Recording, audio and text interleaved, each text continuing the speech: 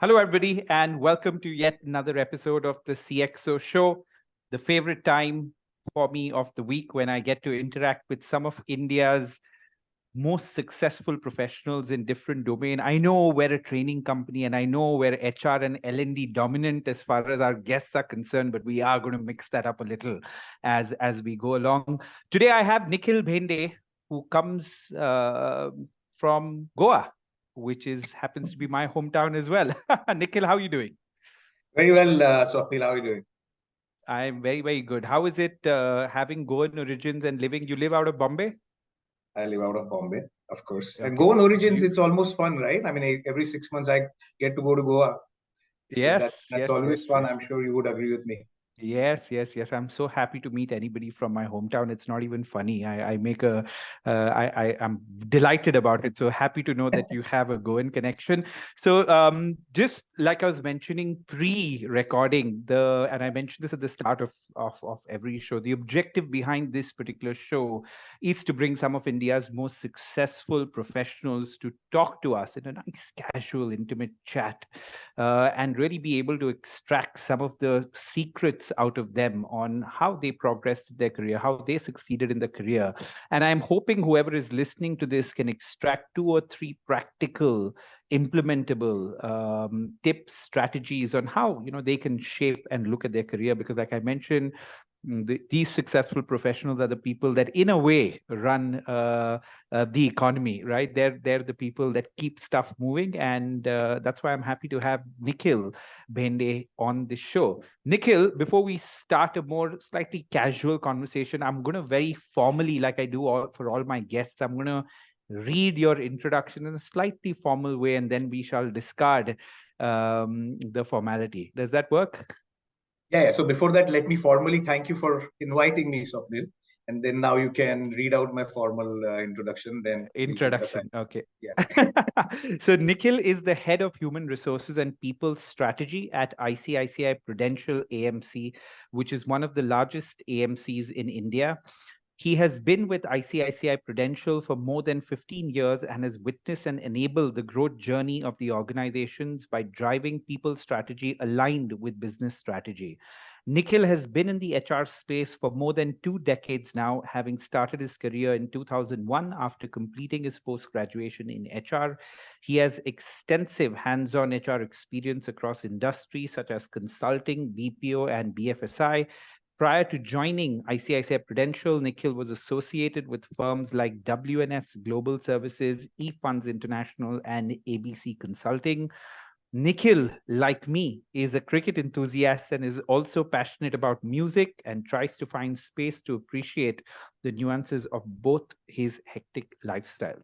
Nikhil, welcome to this show. I think another big commonality we have is our enthusiasm for cricket. I was there in Sri Lanka just 3 days back in Oh Kandy. my God. Oh my God. Oh my God. Oh my God. You don't want me to start hating you right away, do you? Maybe you can laugh at me also after traveling so much. Eventually we got only one half of the game. But yeah, it was fun. It's always fun to go for an India-Pakistan game. I can imagine. I haven't been to one, but I will soon because I'm a big cricket enthusiast as well, just like you. And then once we're done with this, we can probably share notes on what you think, whether Surya Kumar should have been there in the 15 or not versus Shikhar Dhawan. I think we can share that post. Otherwise, we'll bore people with our with our cricket banter. So, Nikhil, before I ask you any other questions, just run me or run the audience through your, from the start of your career till right now, your entire journey, because that would just be useful for us to get a little bit of context of where you come from and how you landed here in this particular role. So thank you once again, Swapnil, and thank you for that lovely introduction. Yeah. As I told you, I'm very much a Bombay guy, right? So studied all through in Bombay. Went to a school called Banmun Vidya Mandir. Then I did my graduation from Mithibai, and then I completed my post graduation in human resources in 2001 from IES Management College and Research Center, right? So I don't know if you remember, 2001 was a difficult year. It was the end of technology boom era. right? So jobs were difficult to come by, but I was fortunate enough to start my career with Commerce Bank. That time, Commerce Bank used to have their office in India, right? So I somehow landed a job with Commerce Bank, and it was a great experience. It was a small stint of 1 year, because unfortunately they decided to wind up their operations in 2002.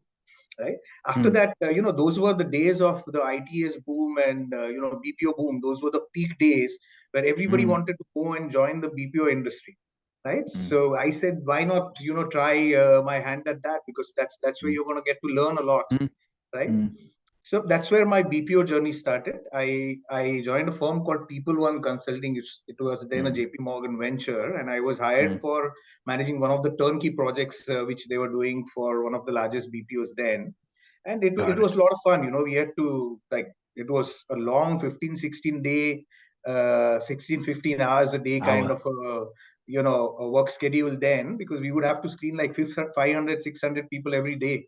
And that was the kind of volume that we were dealing with. Those were fun times, but a lot of learning there. Yeah, because every day you're meeting so many people, you're screening so many people, you're dealing with so many different processes. So that was great learning. Right after that, I had an opportunity to work with ABC, which was again a very different kind of an experience, because it was a search firm then, and got an opportunity to work with a lot of senior people, got to interact with a lot of senior people. Then moved on to a firm called eFunds, and then eventually WNS. And again, those were the core learning years for me, because there I got to do a lot of recruitment, a lot of business HR, and those, the kind of the things that we would deal with, because we were dealing with a lot of young people, and we were also very young then, right? I'm about 17, 18 years back. So the grounding was very, very good. I think we did, I got to do a lot of good work in my initial days, and which was very, very good for me. And in 2008, I joined this organization.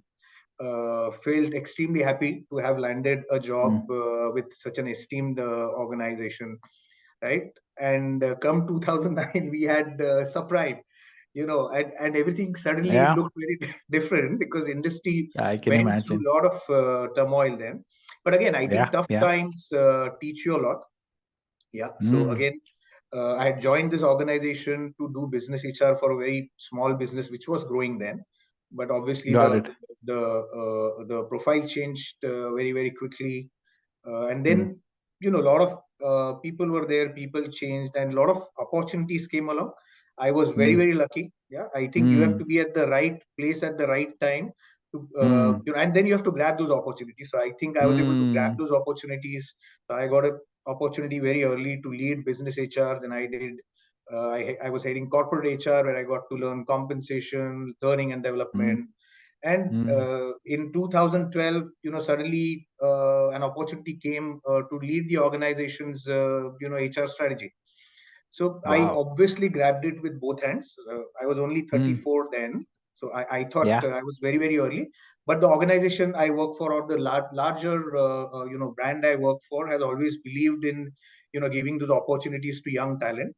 And I was lucky to be a part of such organization, right? I got that opportunity. Initial days were a little bit of a struggle, because all my peers or my colleagues were very, very senior, right? I was probably the youngest, but you learn through that process, right? A lot of times when you're going through that process, a lot of times you get into self-doubt. You have to come out of that, believe in yourself. And after 3-4 years, I think you settle down in the job. So that's what happened to me. So organization has grown very, very fast from there. When I took over, I think we were about 600 people. As we speak today, we are about 3,500 people present at more than 300 locations. Business models have evolved.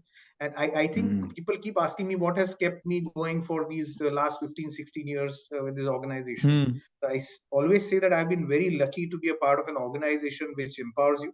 I think that's very, very important for any professional to thrive. Secondly, I think the kind of culture that you work in, it's just not me. generally in our organization, a lot of people have grown internally. So that's what has kept people going. And that also creates aspiration for other people working in the organization. Right.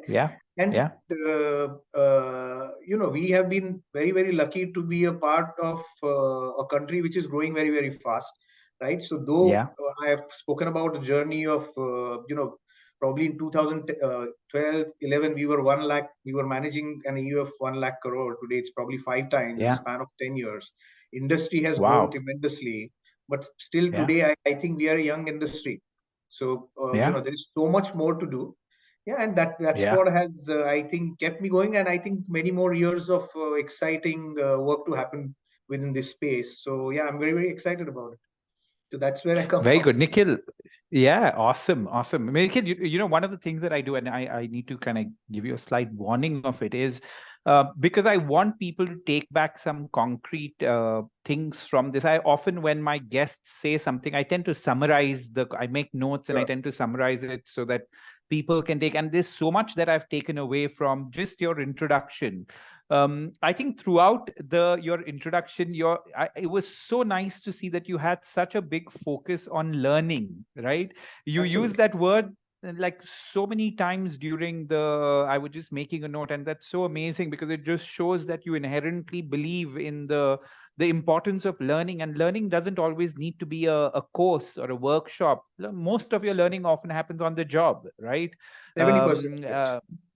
Right, it happens on the job, and I think you have used learning and been very conscious about learning throughout this journey. The other thing I think which I quite liked about what you said is just the importance of hard work. You may not have articulated it in that fashion, but I think from the very beginning when you spoke about saying, hey, you know what, we put in those 15-16 hours of work that was required, because there are times in your career, sometimes early, sometimes in the middle, at different stages of your career, where the answer often is hard work, right? The answer often is that. And I was reading this quote that says that the journey to smart work comes from hard work, right? Which means in order to work smart, at some point you need to work hard so that you get enough of that to then be able to work smart properly, right? So I just think the importance of that. And I think there's a nice quote that says rough seas make good sailors, right? Absolutely. And I think every time you're put in a bit of a spot, swimming out of that or getting out of that tough spot is what makes us more robust, I guess, as human beings. So I think that's something that you touched upon in terms of the tough times and how you came out of that. And yeah, there's a very nice thought again, which I love, that says luck is nothing but being prepared when the opportunity comes. Absolutely. Right. Right. And I think you can never be fully prepared for any opportunity, like you spoke about. But it's very often important to take the plunge, right? And believe in yourself in some way. So many, in just your first answer, there are so many hidden secrets of a good professional and a good professional life. Yeah, and I think as we move along in our conversation, Swapnil, we'll talk a lot about what has happened in the last 4 years also. I think the way we look at life, the way we look at our professional careers has changed completely. So that's also very, very important. Yeah. And just the last thing which struck me, because I'm asked this question so often, sometimes, when you're talking to journalists, sometimes just by people, because at one point I do a lot of workshops and talks and lectures myself to young professionals. So, a question that would often come is, should we be switching companies all the time, or will we make more progress by being in one company for a longish period of time? And my answer would be, there's no one good answer for it, right? I think if you constantly are getting results, if you're constantly upskilling yourself, if you're constantly adding great value to any place, you will make progress in that particular place, right? And I think the answer is simply, and if you keep preparing yourself so that when the opportunity comes, you're ready to grab it. It doesn't matter whether you're in one organization for a long time or whether you switch. You can be in one organization and make a tremendous amount of progress like you have. Right. And, another thing I would like to add here, I also get that question a lot of times. I just tell people that when you join any organization, for first 2 years, you're a product, right? for you to become a brand, you have to give in those 2 or 3 years. Once you become a brand, then organization also will start investing more and more in you. Right after 3 years, if you feel that probably I'm not making the progress, then options are always open. But if you're a brand in an organization which is growing, in an industry which is growing, then sky's the limit. Yeah, absolutely. And I totally agree with you. And I think just a country like ours right now, all that you need, and you would agree with that, right? I often end up saying this, and I want your quick view on this. I say that we're a country of 1.4 billion people, and yet if I speak to any HR head, he'll say he finds it tough to hire people, right? And that's the reality. And therefore, if anybody as a professional is really adding value and really being effective within a system, I think that professional is valued in 8 out of 10 cases, right? You could have the odd 2 cases where, in spite of a person adding serious value, he's probably not being put in the right positions. That happens as well, no doubt. But I love your example of product versus brand that you become, right? Right. I want to actually jump right into that, because I think that it's a good flow of saying this is something that I've asked all the HR heads that have come on this show. What is the change that you're seeing in a pre and post-COVID world in the space of human resources? Okay, I love that question, Swapnil, because when I smile like that, because I look at myself as a very, very different person, different professional. The way I thought 5 years back and the way I think today is very, very different. Certain things that I held on to 5 years back, over the last 3 or 4 years, I realized we have to quickly let go and change. Right. So in the era of digitization, which was to an extent forced upon, there was no choice. And today, in an era of chat GPT and AI, I think the focus has changed completely. I think entire HR fraternity realizes that technology is the only answer if you want to grow and if you want to reach so many people, right? When I'm talking about reaching 3,500 people, I can't be operating in the era of 500 people organization. So technology is something that we have to embrace. Huge. We are hiring so many people, and we talk a lot about why people should stay, why people should leave an organization.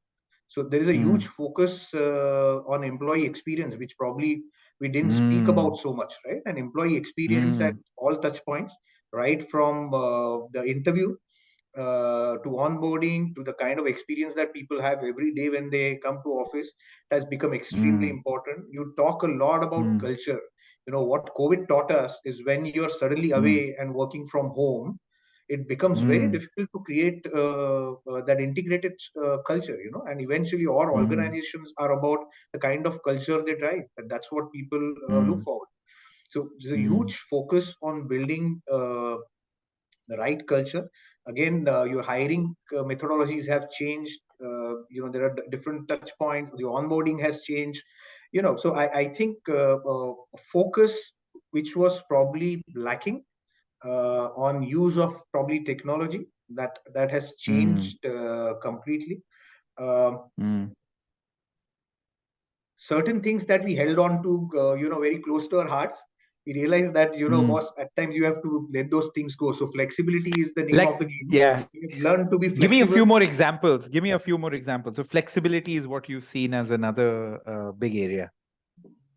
See, a simple example. I was, very, very not so happy with allowing people to mark remote attendance, and suddenly COVID taught us there's nothing called as remote attendance. You have to trust your people. And when you trust your people, everything falls in place. And when we came back, we realized that there is no point asking people to come to office every day, even after COVID. So, we say that don't come to office every day. It's not required. As long as you build the right processes, right controls, right systems, and you build the right culture which is trusting your employees, I think things move smoothly. So I think that's the best example that I can think of. Something as basic as marking your attendance, which has changed completely.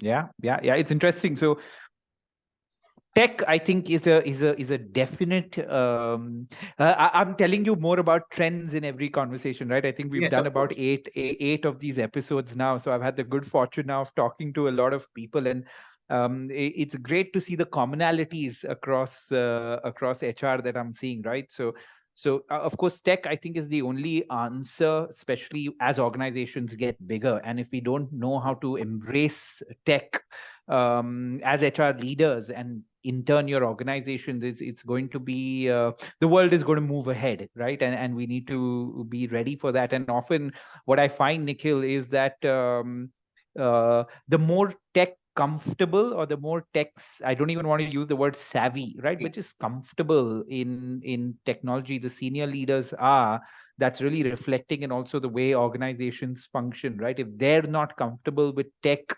language, jargon, what is this versus what is that, that in a way reflects in the organization as well, right? So yeah, tech, a big theme, Nikhil, across the board with every HR person I'm talking about, is this one point of saying the employee expectation is totally changed post COVID, and therefore organizations in a way have been forced to up their game as far as the employee experience is concerned, right? A lot of HR people told me, and I don't know whether you share the same sentiment of saying people are much more aware also of in a way balancing their personal life with their professional life in some way, right?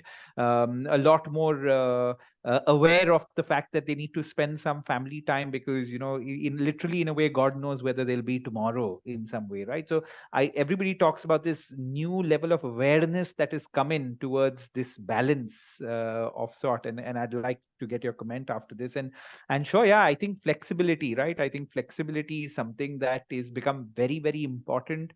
And I also have a kind of follow-up question on the whole work from home thing for you. But yeah, any comments on that? Completely agree with you, Swapnil. And Yeah. if I have to give an example of our organization, as I said, in the last 2 years we have almost doubled our manpower, right? And as a philosophy, we hired a lot of young talent from different institutes, right? So average age is obviously dropping, right? This year we hired some 350 odd people from different institutes, right? And with that happening, obviously the needs are different, the expectations are different, and that's where I spoke about employee experience. So it starts right from what is my experience, when I'm walking into your office for an interview. It's not a one-way process. People are today also trying to see whether I want to work for this employer, and what's in it for me, right? What's in it for me when I'm working for an organization X. I think the bigger challenge is we are in the era of young leading the young. Gone those days where your bosses were 15 years elder. So today you will have very, very young people leading the young ones. So that expectation has also changed, and where organizations have to invest a lot of time in giving the right values, building that right culture of people, because eventually these people, first level managers, are actually the actual influencers within the organization. One more thing that I have learned very quickly is people want options, even when it comes to learning, and we will probably talk a lot more about that. But people want options. People want options like, yes, I mean, there are certain things which are mandatory for me to do the job, but I want to do XYZ course. I want to do a course on Python, or I want to do something on business administration. So that option is required. That's what people value today, right? That's what people value, the kind of freedom that they have. An organization should be able to create that balance by eventually giving them what is required for them to do the job, but at the same time providing that feeling of being satisfied that I am choosing, I am deciding, because I think that's the biggest need, that I have to be in charge of my career. Yeah, absolutely. I think the word that really summarizes is I think all organizations post-COVID have an increased focus on building the right culture, which I think is something which is a a great byproduct of this tragedy in a way that the world saw, right? I think that was a good byproduct, that the levels of awareness have increased across the board. And I'm seeing that this through and through, Nikhil, right? Every organization is concentrating a lot more on its culture. And I think that's a net positive, if you ask me, right? When organizations focus a lot more and create the right kind of balance that is required. Sure, like in all things, we tend to tilt or err towards one side sometimes a little too much, right? And that is, I guess, a part and parcel of something like this. How's work from home working? What's you spoke about flexibility and work from home, because again, that's the one part, Nikhil, where I hear kind of different opinions from HR leaders, right, on whether it works, whether it doesn't work. I have quite a confused, mixed opinion myself of it. I wouldn't say confused, more mixed opinion of it myself. But I'd like to hear your observation, probably from your own company, and anything that you've been observing across different companies. I think it completely depends on the industry, Swapnil. If you look at the industry that I am a part of, almost 85% of our employees are, customer facing or, outward facing, where, work from home probably does not work so much, right? Obviously, during the pandemic days, we had given full flexibility because employee safety was the first thing. And we started coming back only when we thought it was completely safe for people to come back. But because 85% of our staff is front facing, probably that's not a suitable model, according to me. I don't know, people might be still operating that way. But what we have done is, we have in certain jobs, we have given the flexibility for each function head to decide, right? Keeping HR in the loop. And it is purely need based, but we are no more following the work from home as a regular model, because over a period of time, if you talk to a lot of employees, once they came back, there is always a need for human beings to be a part of the group, right? They want to belong somewhere. So a lot of our employees, in fact, came back and told us that no, I want to come back to office. I don't want to work from home. So in fact, most of the people were happy, coming back as well. Probably IT companies or some of the other industries are following a different trend. But I mean, at least from our industry point of view, I don't see too many organizations following. Correct. So the thing is, Nikhil, I kind of share a similar sentiment to you, right? Which I think every company is different, right? For exactly like I said, every human being is different, and every company is different too. And every company is, it depends on the sector, it depends on the inherent culture of that particular company, it depends on the size of the company, it depends on the stage at which that company is in, right? So many really factors determine what model could work really well. So I want to keep that aside for a minute. I was just doing an interview, right? I was interviewing a prospective team member to come and join us. And it's so funny that she currently has a work from home job, and she wants to move out of that job because she wants to start coming to office, right? Because she's saying, listen, I've realized after doing 6 months of work from home that my learning is getting extremely limited, because I've also realized that most of my learning happens through the feedback that I get from a team leader, from my peers, right? From just the interaction. And we sometimes don't give enough importance in a way to what I call tribe knowledge, right? And tribe knowledge is so important, and that often comes from being in a tribe. It doesn't come from being remote. And so many people talk, Nikhil, about when they work from home, they feel a lot more left out from conversations, because so many corridor conversations and learnings happen, it becomes logistically difficult to pull in a person, however much you try, if they're working from home, right? So the company issue aside, I think a lot of people are even realizing the importance from their own learning point of view. And I think this is especially true for younger professionals, right? Who are just about in the first probably 8 to 10 years of their career. I think it's the best thing for them to work out of a setup. I don't know what your thoughts are. Yeah, I'll share one observation with you. And since we are talking about learning, and I'm probably trying to relate it to formal education system that we have. So, as I said, we try to hire a lot of fresh graduate from campuses, and I make sure that I'm at least visiting 1 or 2 or 3 institutes just to get a flavor of what's happening on the ground. And it was so evident that the batch that came out after COVID had lost out on that complete experience of being on the campus, Wow. right? Because you Yeah. learn so much by Yeah. interacting with your fellow students. You get into projects, Yeah. you do those Yeah. presentations, and Yeah. somewhere that experience was completely missing. And I think I can extrapolate that to Yeah. even organizations, where so Yeah. many people joined offline, so many people joined Yeah. during COVID who had Yeah. no clue as to how their colleagues look, or obviously you do Zoom calls and WebEx calls, and but that's Yeah. Yeah. very limited exposure or experience in terms of what actually happens in the office. And Yeah. when we Yeah. spoke to a lot of people, I got the same feedback that we felt left out. So many people Yeah. who came in never could create that bond with the organization, because eventually is that Yeah. bond with the organization is Yeah. bond with your colleagues, your bosses, Yeah. your Yeah. superiors. So I Yeah. think Yeah. that It's thing so was completely crazy. missing. Yeah. Yeah. I know I'm doing a slight detour from this, but it's so weird in a way, and I find it weird, that's the only word, right?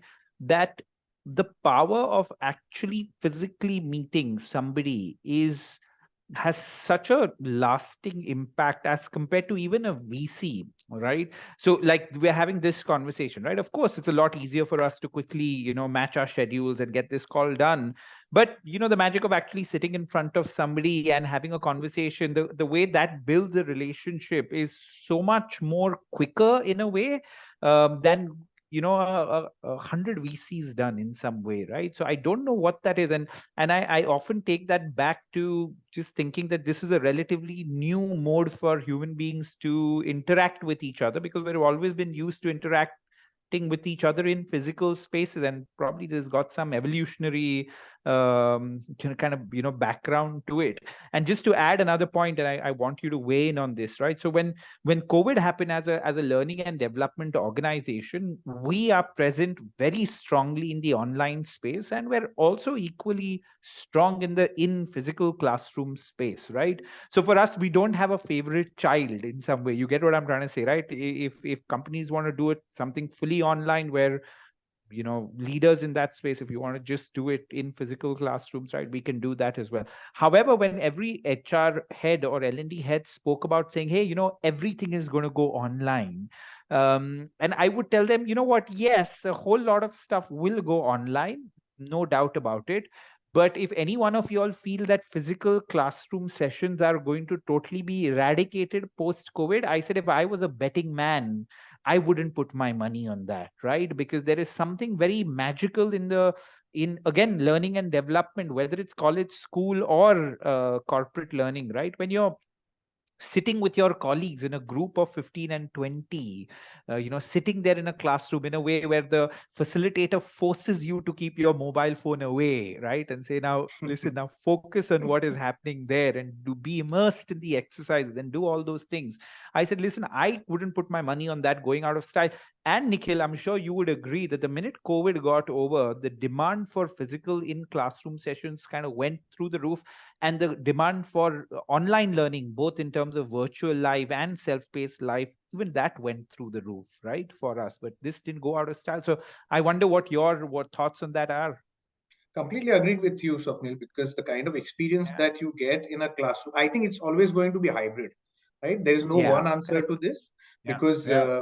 an organization like ours, which is spread across 300 locations, Yeah. it's Yeah. always not possible to get people in a classroom, and it's always not Classroom. Yeah. possible to do certain interventions digitally or online or whatever. Yeah. But Yeah. Yeah. we ourselves conduct certain interventions, right, Yeah. which we run, Yeah. certain leadership programs.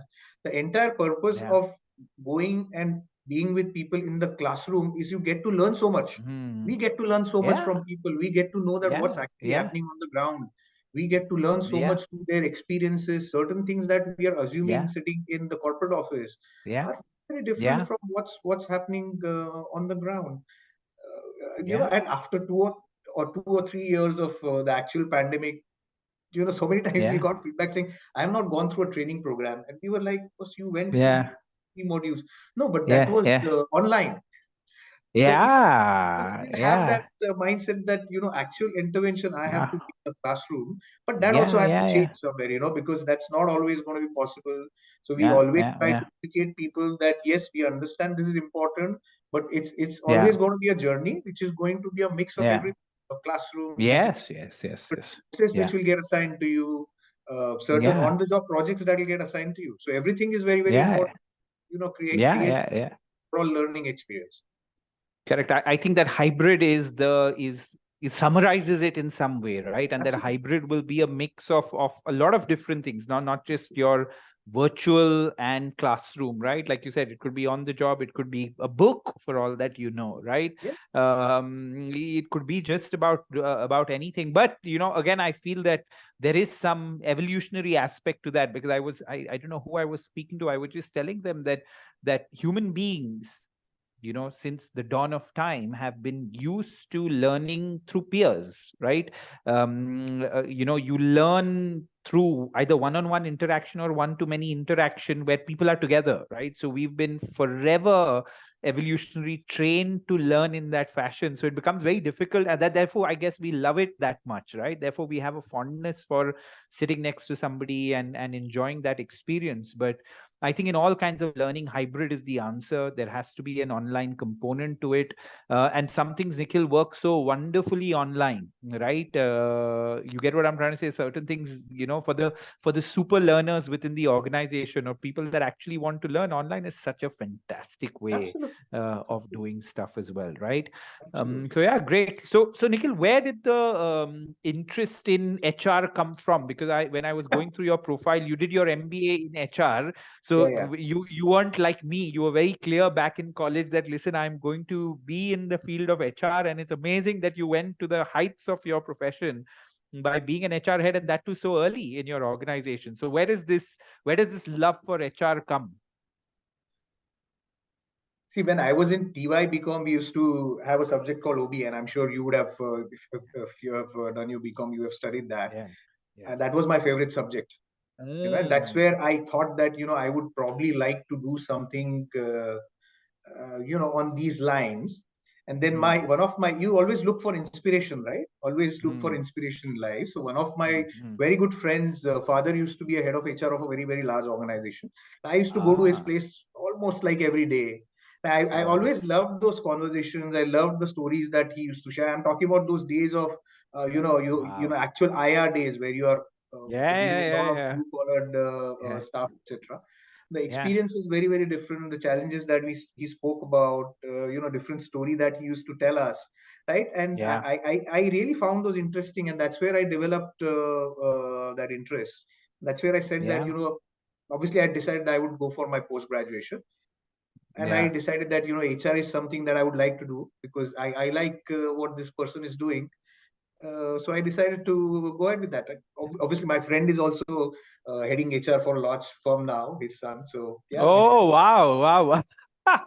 That's so interesting. It's so interesting how life kind of is so strange in a way, right? That I'm sure the interest in OB was one factor, but this friend and his father played such an instrumental role in you choosing your career, and in turn what you did. Absolutely. I keep telling people, you have to look for right inspiration. You have to keep looking for a right mentor in life, and they can come in different forms. It need not be always very, very formal. And it's very important whether you're starting your career or whether you think you are doing very well in your career. You have to look for that inspiration, one mentor, one person whom you always look up to. And I think there's lots to learn from different people. Awesome. And you weren't an aspiring cricketer? I played some level of cricket, but realized that some age that's going nowhere. But I represented my school and college. Got it. You realized that HR was better, and you may as well fly HR. I realized across. Little later. I realized that cricket was not going to be not going to be good. Not going. My son is 5.5 years old, and currently, me and my wife are totally focused on making him a cricketer, because he's a big cricket enthusiast. So let's see how long that goes for. Again, there also the models have changed, right? I mean, in our time, there was no IPL. The exposure levels have completely changed. So, oh my God. that's Oh the my best way. God. Yeah. I'll send you a video later of how he plays. So you have a look at it. What advice would you have for young professionals that have just finished their MBAs in HR, just like you did a while back, and now are entering the workforce? And I'm asking you a HR professional specific question, because then I'm also going to come to a slightly larger question of other professionals, just based from your vantage point, right? So what advice would you have if you had 2 or 3 pieces of advice for a young HR professional entering the HR world right now?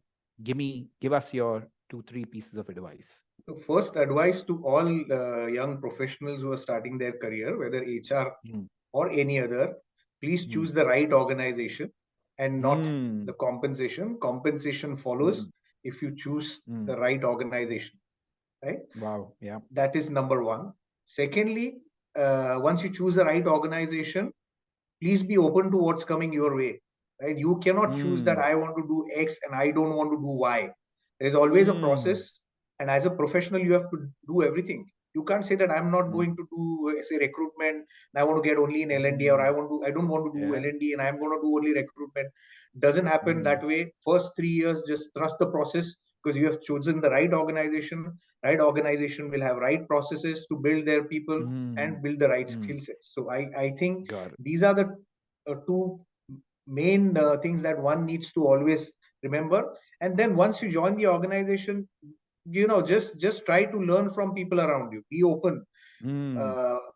Try to form your own views. Don't get influenced by views of people who are already a part of the organization, because people will share their own experience. Now somebody would have done excellently well within the organization, somebody may not have done so well.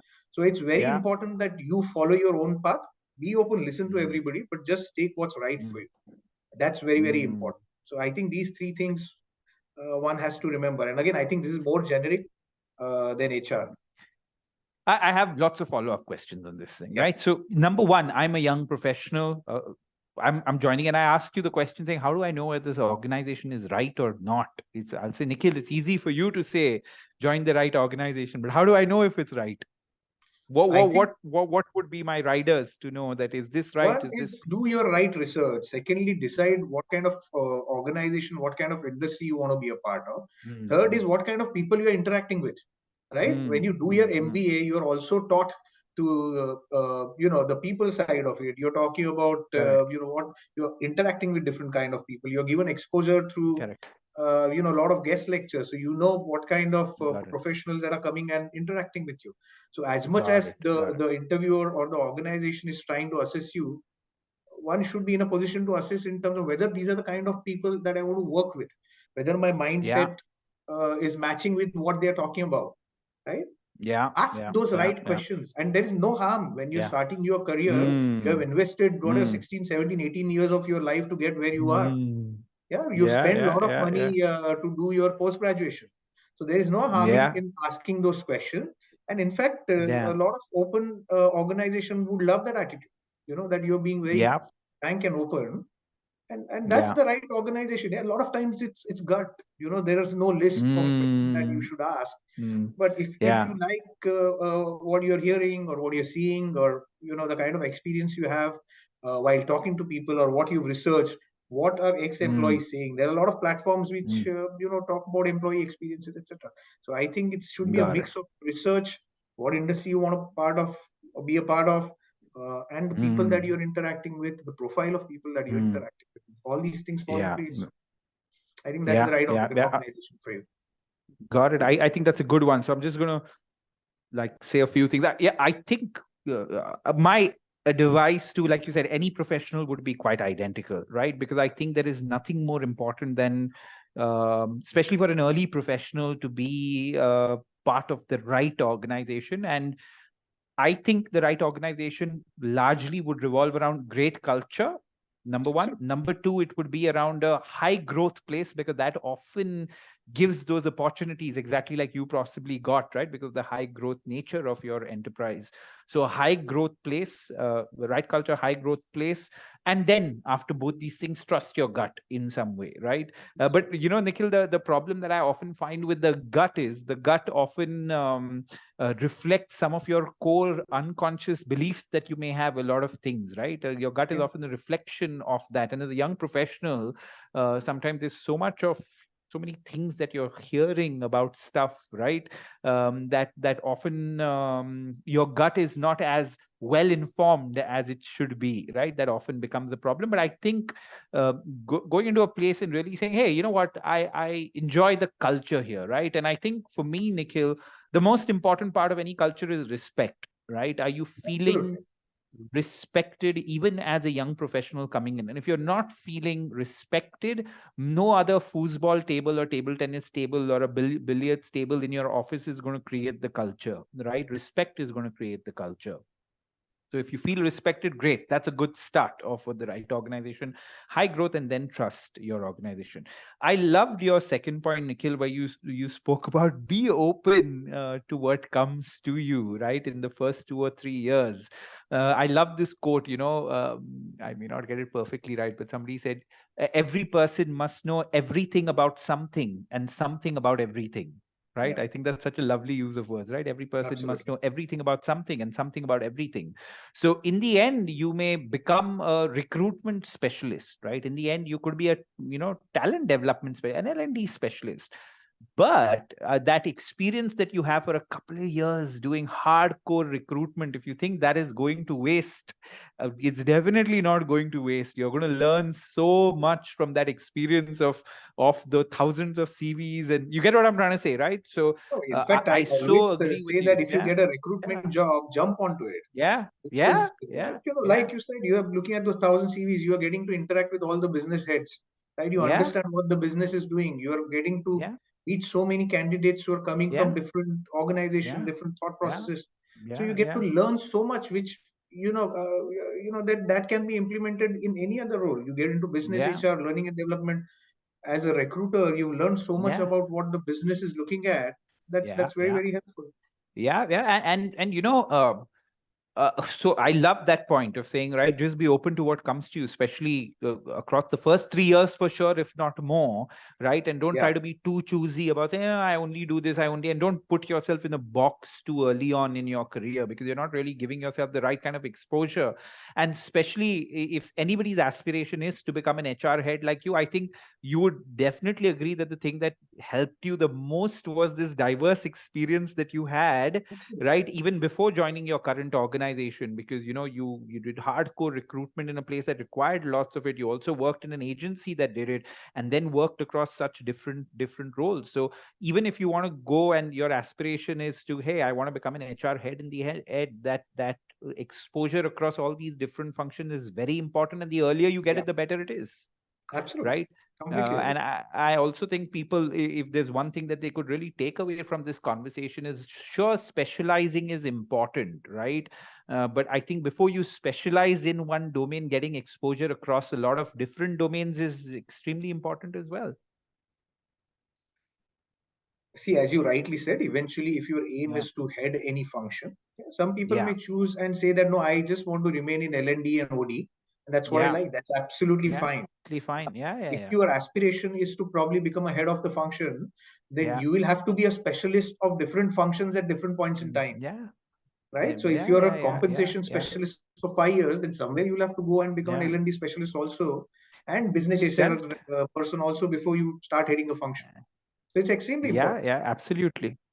Yeah, and I think your last point of saying have both an open mind, one, and then form your own views. I think that's spectacular advice for people, because I think all of us need to do a lot more first principle thinking, right? When it comes to just about anything, that first principle thinking that Elon Musk talks about so articulately is important for every role that we do, and that can really help. Great, thank you. There was an amazing answer. Nikhil, what are the now I'm moving out of the young HR professional entering the workforce. Now I want to broaden that slightly for you, right? And ask you a question which is slightly more agnostic of a certain sector or specialization. And take 15 seconds if you need to formulate the answer before you give it, right? Because I'm sure whoever's listening to you is really going to, take something out of this. As a young professional entering their work life, what do you think are the top 3 or 4 skills that anybody needs to possess in year 2023, right? Coming out. What are those, I don't know, 2, 3, 4 skills that you say, hey, doesn't matter, right? Whether you're going to be in this department, that department, you need to have this before you come. It could be a skill, it could be a behavioral aspect as well that people need to come in with. But what's on your list there? Rather than speaking about the skills, I would probably broaden the horizon, and I would talk about a little bit about the approach you need to have, right? When you are entering anything new, whether you're entering a new organization, you are trying to do something very, very new. The journey has to start with self-awareness, right? I have seen that usually the gap between self-perception and how you're being perceived by others creates the biggest hindrance in where you reach, right? So being self-aware becomes extremely important, right? When we are hiring the young talent, we firmly believe that your attitude determines your altitude, right? Because skills can be built over a period of time. So having that right attitude of learning is extremely important. And once you're self-aware, once you have the right attitude to learn, automatically it leads to self-development, right? Always remember that organizations will do their best because they want to upskill people, they want to make people job ready. So they will do their bit of trying to upskill you, giving the right skills. However, it becomes extremely important how much self-initiative you're taking on your learning or self-development, especially when you're starting your career, right? In an industry like ours, the only differentiator other than product and performance, because we are a people-driven organization, is how knowledgeable you are. When you go out in the market and when you're talking to the same set of customers, same set of distributors, and there are 40 other organizations doing the same business, why should one speak to you? They will, and they are all people who are aware about what's happening in the markets or within our space. So the only differentiator becomes your knowledge, the way you're coming across, and that will not happen only through what the organization is doing, but also what you are trying to do on your own. And I'm sure there are a lot of avenues. I mean, upGrad itself is one great platform which offers you so much to learn on your own. Another important thing. When you're entering an organization, always remember that empathy and EQ is extremely important, right? Because your technical skills you will build over a period of time, and the organization will ensure that you build those skills over a period of time.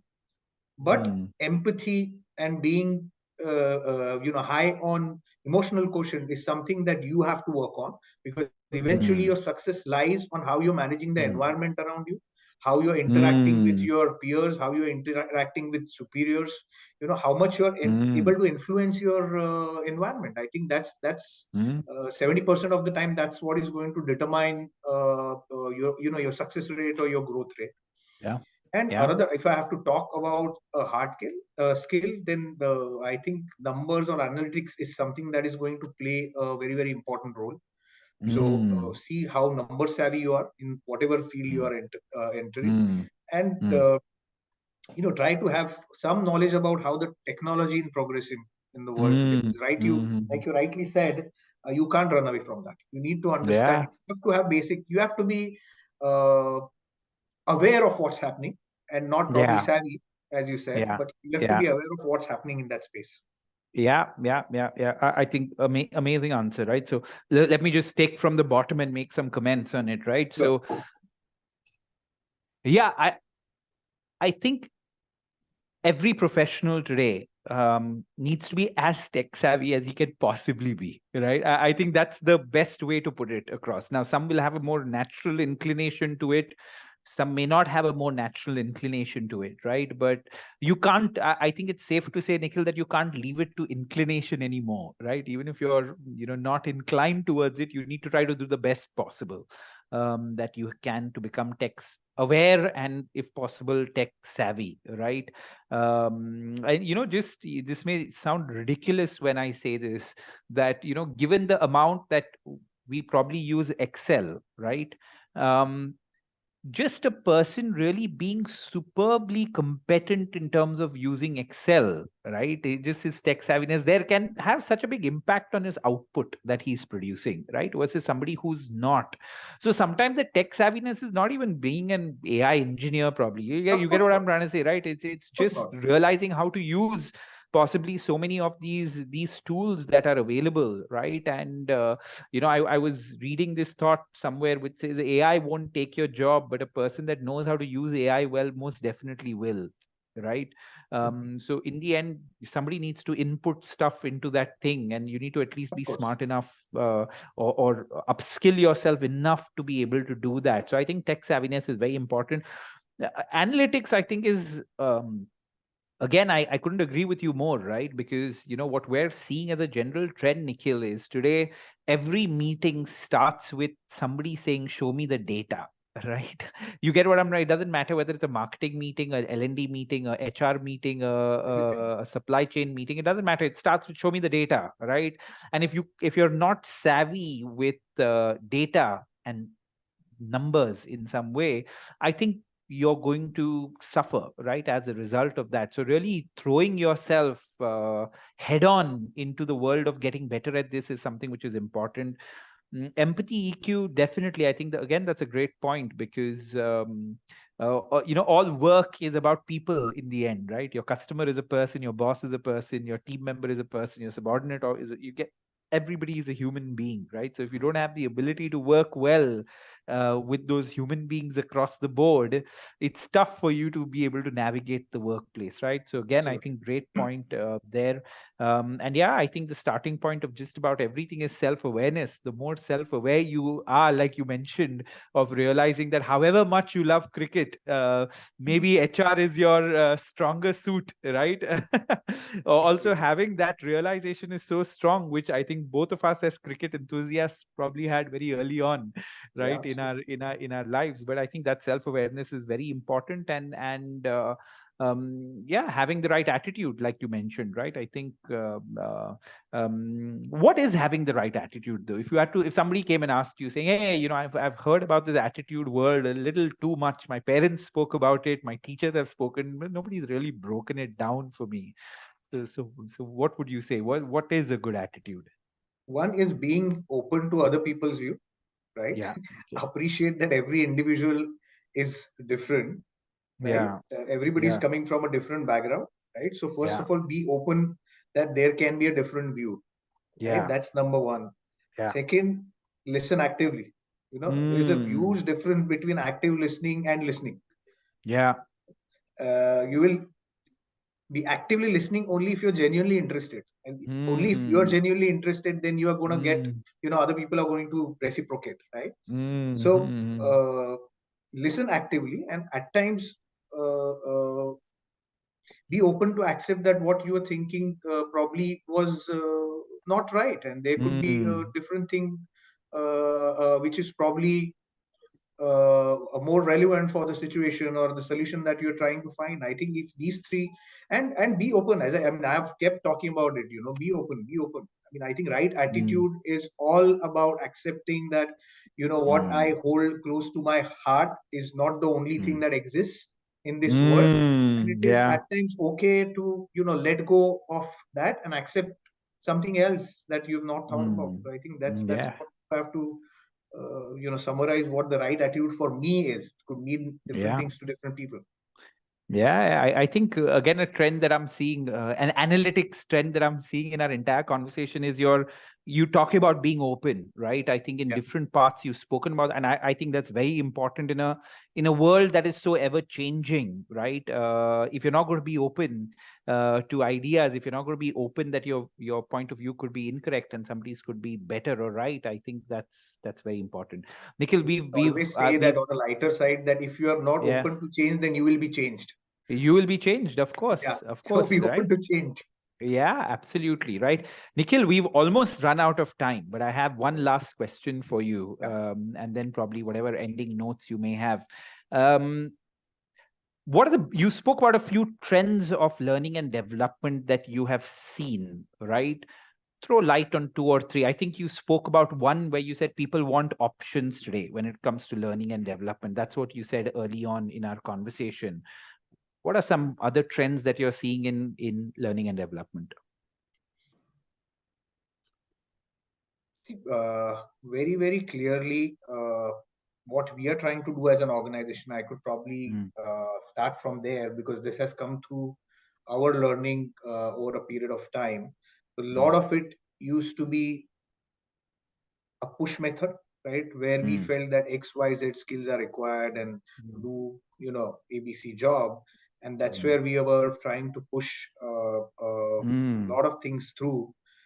But over a period of time, we have realized that it has to be a balanced mix of push and pull, right? And when I talk about pull, very clearly, we are talking about giving options in the hands of employees, making them, responsible for their own learnings, right? In terms of trends that I have seen, very, very clearly, there's a lot of good platforms which are offering a lot of good self learning material. So that's something that has changed post COVID, I would say. So I think people, and it's a culture change. When we talk about, it's very easy for me to sit here and say that people should use this and people should use that, but it's a huge change from how historically people have looked at, or organizations have looked at learning, and how organizations are looking at learning. And probably we as HR professionals or people at the top have understood that it's going to be more of a hybrid kind of an approach. But it's a culture change for the organization, and it's a huge culture change when we're talking about push to pull, where people start. So as a trend, I think a lot of organizations are providing more and more opportunities. And as I said, people or employees have to make their own efforts as well to do that. But I think that will continue. It will be a mix of different modes that are available. And that's how one should be able to create that effective learning culture within the organization. Interesting. Great. Thank you, Nikhil. That was some amazing thoughts from your side. Any final comments, Nikhil, as we end this hour, which I haven't even realized how this hour passed by. But yeah, any final comments before we end? Once again, thank you for inviting me, Swapnil. And as we've agreed, probably once we finish this, we can talk about cricket and how we are seeing this Asia Cup going, and the World Cup selection. So once again, thanks. And yeah, I mean, great interacting with you. As you rightly said, I also didn't realize that you already crossed more than an hour. So it was a great pleasure interacting with you. Yeah, it was a great. We should catch up offline soon. But it was amazing fun, because I think a lot of what you spoke about is so important and so relevant for professionals, new and professionals that have also been around for a while, right? Because some of the things that you've shared are universal and will apply throughout your career. Having an open mind, for example, I don't think you can ever change that, right? Whether you're in the first year of your career or even right now at your juncture, right? You'd say, even today, you need to have an open mind towards everything. So I think you've shared some universally implementable tips, tricks, strategies for how young professionals and professionals across the board can do well. So thank you very much, Nikhil. I hope to meet you in person soon. And thank you. Yes, once again, your organization is one that I've had an immense respect for in the way it's gone about doing stuff. So it's a real honor to do this particular interaction. Thank you. Thank you so much, Swapnil.